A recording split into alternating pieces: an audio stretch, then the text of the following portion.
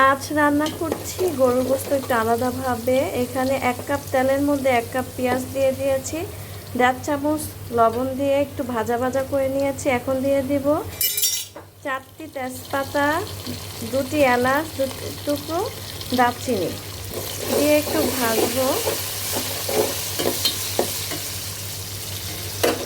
ভেজে আদা রসুন বাটা দিয়ে দিব এখানে 2 চামচ পরিমাণে, আরও এখানে 2 চামচ 4 চামচ দিয়ে দিলাম। 1.5 কেজি পরিমাণে রান্না করব গরু গোশত। এইটা কাঁচা ভাবটা চলে গেলে দিয়ে দিব আরও বাকি উপকরণ। এখানে আছে পেঁয়াজ বাটা আধা কাপ, আর হলো 5টি কাঁচামরিচ, আর জিরা 2 চামচ, 2 চা চামচ, এলাচ 7টি দিয়েছি, আর দারচিনির টুকরো 4টি দিয়ে একসাথে বেটে নিয়েছি। এখন দিয়ে দেব।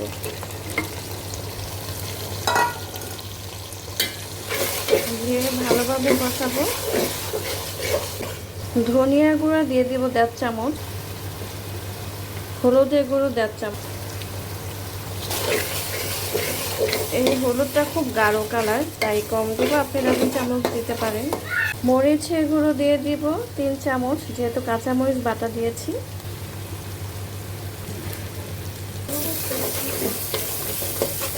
ভালোভাবে কষিয়ে নিতে হবে যাতে নিচে না লেগে যায়। পানি দিয়ে দিলাম। কালারে বলে দিবে কেমন হবে ইনশাল্লাহ, বুঝতেই পাচ্ছেন। সর সহকারে আধা কাপের একটু বেশি, 1 কাপের একটু কম দুধ দিয়ে দিলাম। আমার হাতের কাছে লেবু নেই, লেবু দিয়ে দিবেন 1 চা চামচের মতো।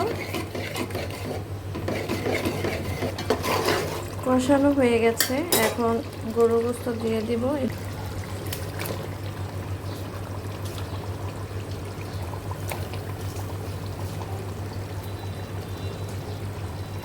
সাথে দিয়ে দিব কলিজা, সিদ্ধ করে রেখেছি ভালোভাবে কেটে। এই প্রথম কলিজা কাটলাম, কখনো কলিজা কাটি নাই, খুব ভয় হয়।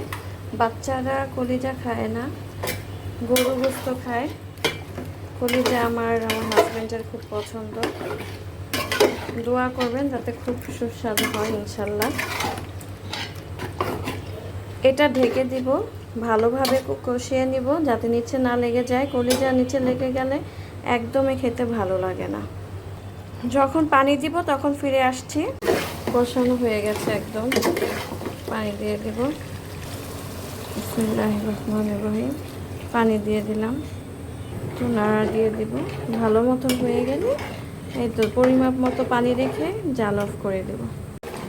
গোশতটা ভালোভাবে হয়ে গেছে। আর একটু লবণ লেগেছে, 1/2 চামচের মতো দিয়ে দিয়েছি। 1 চামচের মতো জিরে দিয়ে দিব, 1/2 চামচ দিয়েছি, আরও 1/2 চামচ দিব।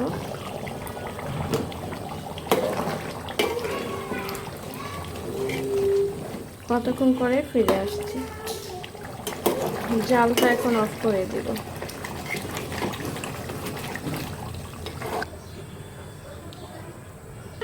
এই যে ফাইনাল লুক।